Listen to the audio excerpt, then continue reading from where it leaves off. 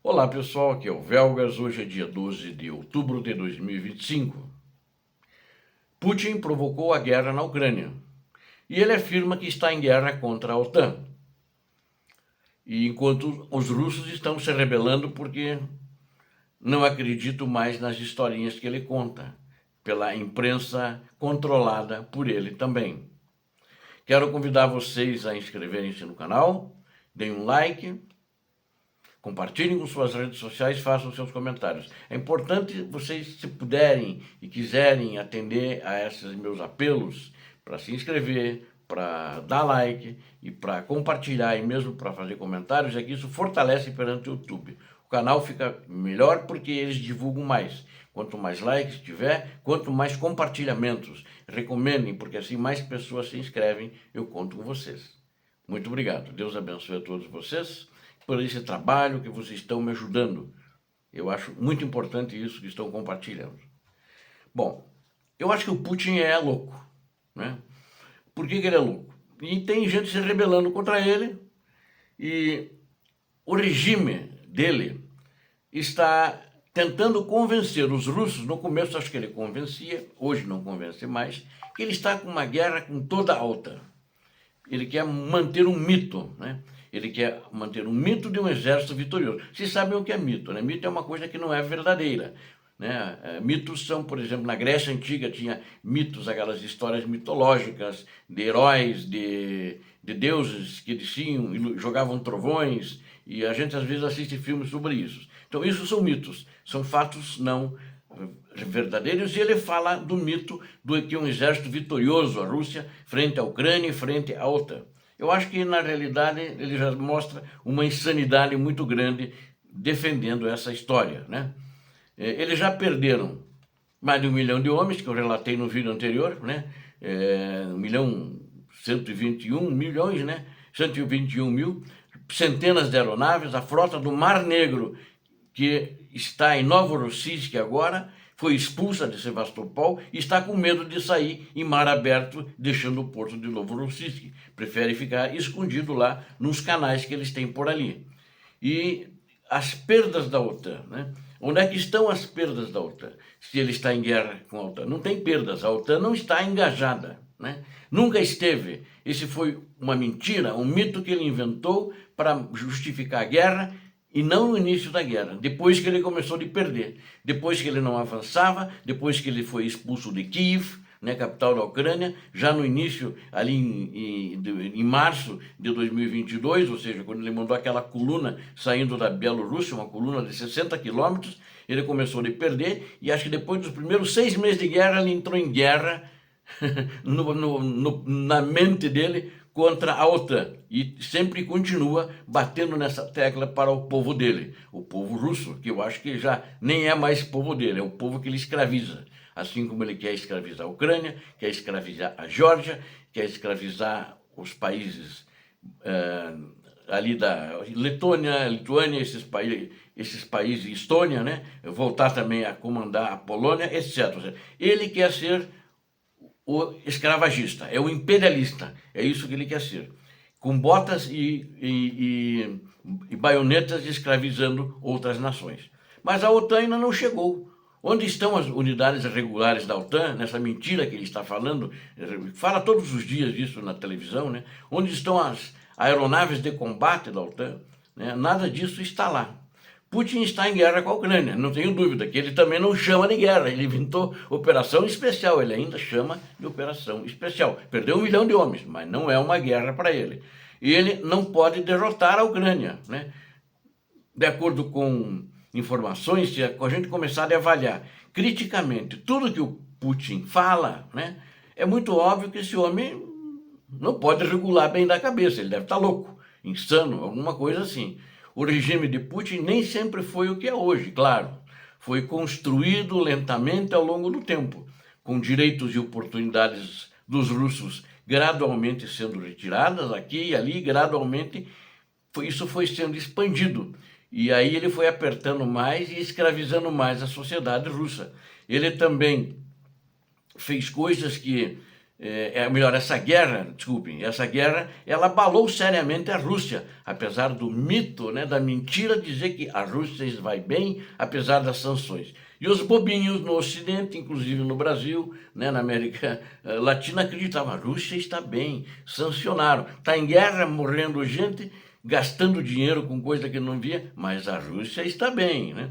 O especialista, os especialistas que têm estudado a Rússia, eles não descartam que as sanções e a guerra na Ucrânia levem os russos a se rebelarem contra Putin. Tem muito especialista, muito analista falando isso. Eu não queria evocar isso a mim, eu também acho isso, né?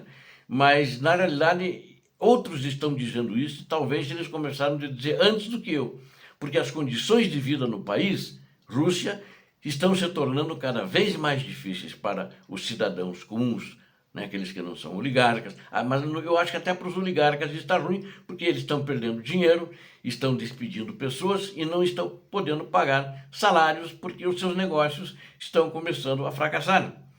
3 anos e 8 meses após a Rússia lançar essa, vamos chamar, segunda fase da invasão, que é uma invasão em larga escala na Ucrânia, com os combates em um impasse e o processo de paz liderado pelos Estados Unidos da América morto, os aliados da Ucrânia estão, mais uma vez, falando em renovar a pressão econômica sobre Moscou. Eu falei que ele estava morto, né? Mas eu acho que ele já nasceu morto, né? Esse processo de paz que começou a ser gestado na campanha do presidente americano nasceu morto, nunca deu certo. Nada funcionou e nunca discutiu-se seriamente um acordo de paz. Eles queriam trazer apenas a capitulação da Ucrânia. Coitadinhos, bobinhos, achavam que a Ucrânia, o presidente Zelensky, iria aceitar.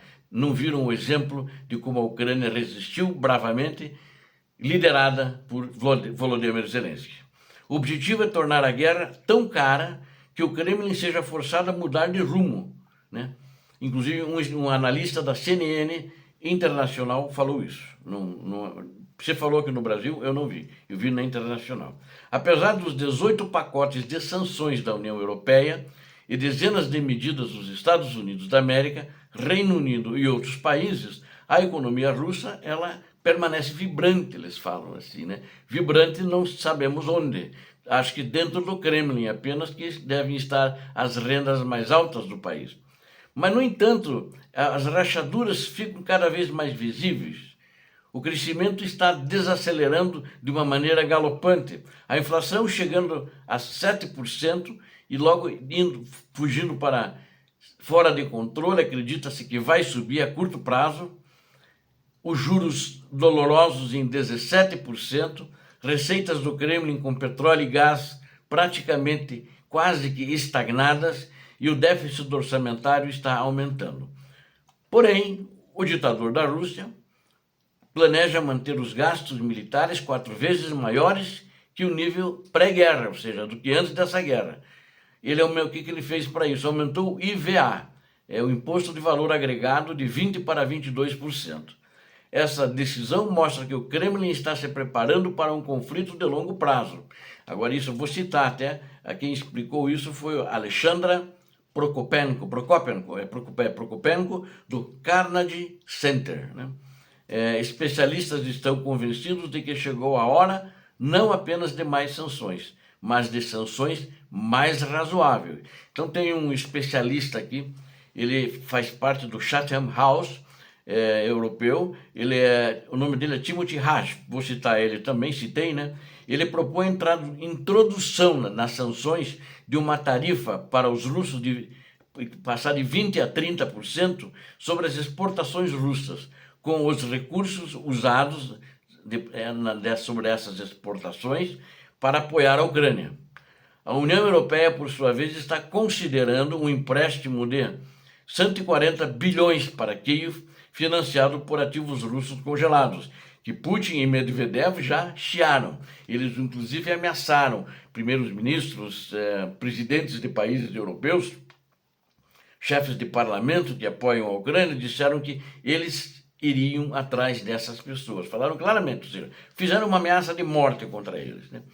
mas acho que isso tem que fazer e a Rússia não pode ficar como simples bandoleiros, como grileiros de terra que invadem terras de outras fazendas, atividades, um bando de sem terra fazer ameaças de assassinatos enquanto eles vão invadindo a terra alheia. Eles acham que para eles pode, porque eles inventam mitos da guerra contra a OTAN, eles inventam mitos que a Ucrânia nunca existiu. E tem um outro analista chamado Alexander Koliander, do Centro de Análise de Política Europeia.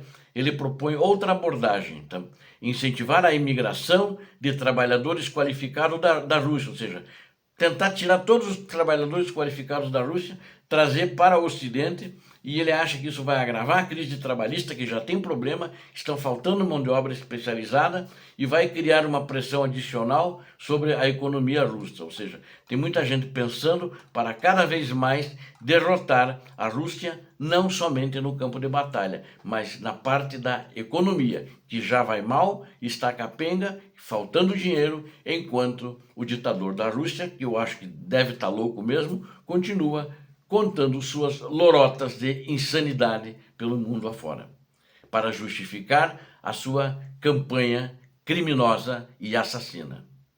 Obrigado a vocês que assistiram a esse vídeo, conto com vocês. Inscrevam-se no canal, deem um like, compartilhem com suas redes sociais e façam seus comentários. Eu conto com vocês, recomendem o canal para suas redes sociais, seus parentes, seus amigos.